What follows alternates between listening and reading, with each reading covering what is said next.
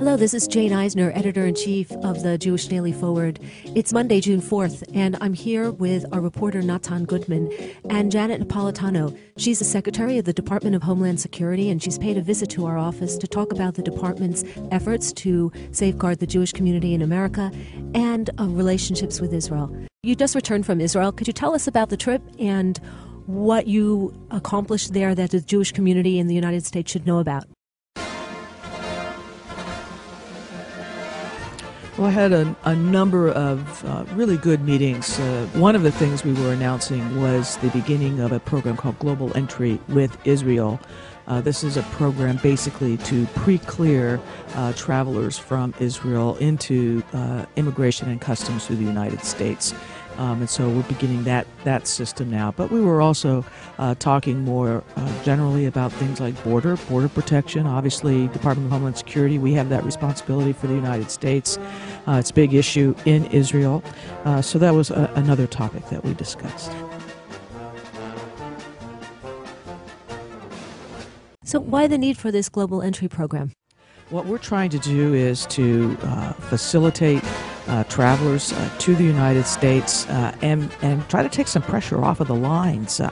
Let's look at the inevitable, the 800-pound gorilla in the room. How about let's scrutinize young Middle Eastern men? We've got to Let's stop this. What happens on El Al Airlines, the airline run and operated by the State of Israel, if a Palestinian tries to board that flight? You think he goes through an extra degree of security? Let's do that with Muslims. Let's do that with anybody named Abdul or Mohammed or Ahmed. Let's take them and put them in a room and make sure they don't have explosives sewn into their underwear. That's what I think we ought to do what El Al Airlines does. Ask anybody who knows El Al what they do with Palestinians who attempt to board El Al. We should take anybody who's a known Muslim and put them in a separate line. Call it a VIP line. I think anyone who's come back from a trip and waited at JFK, for example, knows that you can finish a long flight and then all of a sudden you've got an hour plus, maybe even two, in lines. Well, one of the ways to deal with that is to have people who have voluntarily given us information, had an interview, we have their fingerprints, and be able to swipe their passport and them through at kiosks so they don't have to wait in the longer lines. Are you going to do this with a lot of different countries? We are beginning to open it up in several other countries. We just opened it in the Netherlands, for example, so yes. But Israel was the first country that we did it where we didn't also insist on reciprocity for U.S. visitors. I think we'll get there, but we wanted to go ahead and begin the Israel to U.S. And why treat Israel differently? Well, we have a special friendship with Israel.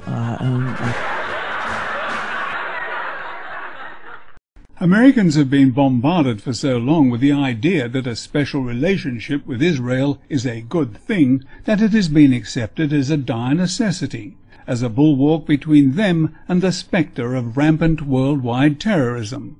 But there are many people, and I am one of them, who maintain that America's long-term tunnel vision support for the ambitions of Zionist apartheid Israel is the root cause of a great deal of the unrest and distrust that we see in the world today.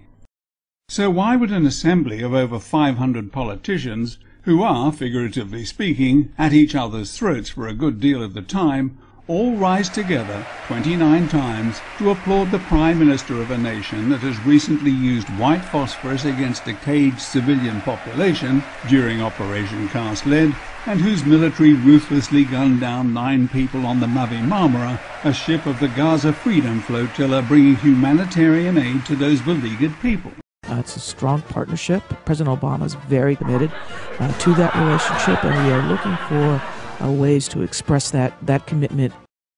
Last year, The Forward published a major story examining how Department of Homeland Security grants to nonprofits were largely going to those in the Jewish community, and that this was not an accident, that in fact a lot of the way the law and the regulations were written favored Jewish institutions.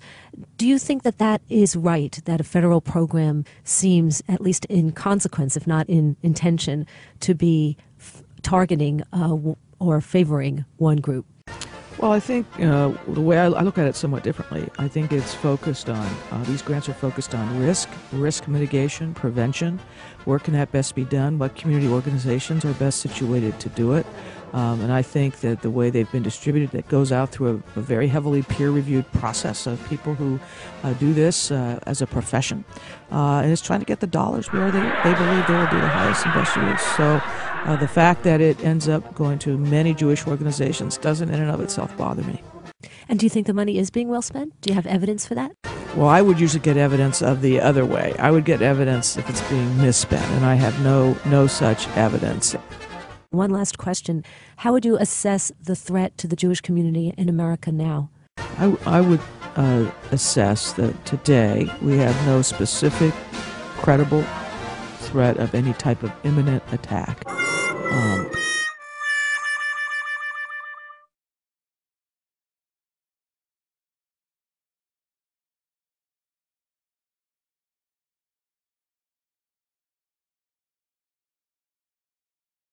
We begin tonight with a surprising development in the story of those swastikas painted on the door of a student at George Washington University.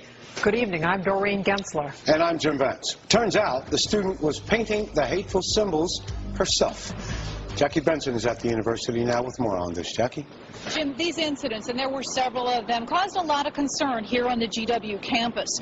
Now, the FBI was called in to assist after swastikas kept appearing on a message board, similar to a dry erase board, on the door of a female student, she is Jewish, who lived in Mitchell Hall. Now the university confirms that a hidden camera placed in the hallway confirmed the student who was the apparent victim did it herself. News 4 spoke to that young woman who asked not to be identified shortly after the hate-filled symbols began appearing on her door. Here's what she had to say at that time. Who does such a thing? I wish I knew. I wish I had any clue who this was, but university police, my house proctor, administrators, nobody can think of a motive of somebody who hates me that much. Through the use of hidden cameras, interviews, and increased police patrols, we have concluded, and through a final interview today, investigators have concluded that the student who reported the incidents is responsible for the incidents. Now, the university has confirmed that the student, who is a freshman, has admitted responsibility for the swastikas in Mitchell Hall. She faces student judicial action, and she could face possible criminal charges. But I get the feeling here at this point that the university just wants to see her get some help. This has been a very troubling incident for everyone here. Jim, back to you.